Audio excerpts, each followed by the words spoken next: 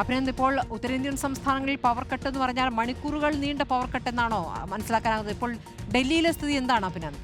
സ്മൃതി, നമുക്കൊരു 10 minute power cut ആയാൽ തന്നെ വലിയ രീതിയിലുള്ള പ്രശ്നമാണ് ഇപ്പോൾ കേരളത്തിൽ അനുഭവിച്ചുകൊണ്ടിരിക്കുന്നത്. ഇതിന്റെയൊക്കെ സാഹചര്യങ്ങൾ ചർച്ച ചെയ്യുമ്പോഴാണ് ഉത്തരേന്ത്യൻ സംസ്ഥാനങ്ങളിലേക്ക് നമ്മൾ വരികയാണെങ്കിൽ പവർ കട്ട് അതിരൂക്ഷമാണെന്നാണ് ഏറ്റവും പ്രധാനപ്പെട്ട കാര്യം.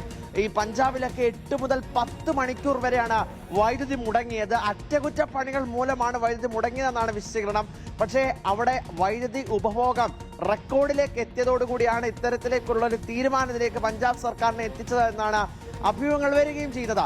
ദില്ലിയിൽ എന്തായാലും കാര്യമായിട്ടുള്ള പവർ കട്ട് ഇല്ല എന്നതാണ് മറ്റൊരു പ്രധാനപ്പെട്ട രാജ്യതലസ്ഥാനമായതുകൊണ്ടായിരിക്കാം ചിലപ്പോൾ പവർ കട്ട് അങ്ങനെ രേഖപ്പെടുത്തുന്നില്ല. പക്ഷേ വൈദ്യുതി ഉപഭോഗം അത് സർവകാല റെക്കോർഡിലേക്ക് ഇന്നലെ ദില്ലിയിൽ എത്തിയിരുന്നു. 7000 മെഗാവാട്ടിലേക്കാണ് ദില്ലിയിൽ പോയത്.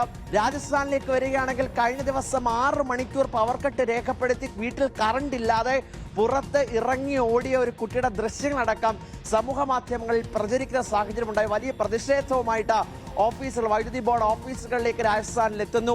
പഞ്ചാബിൽ ആ സ്ഥിതി. ഹരിയാനയിലാണെങ്കിൽ 5 മണിക്കൂർ വരെ ലോഡ് ഷെഡിംഗ് ഉണ്ടായേക്കാം എന്നുള്ള ഒരു പ്രഖ്യാപിത മുന്നറിയിപ്പ് കൂടി നൽകുകയും ചെയ്തിട്ടുണ്ട്.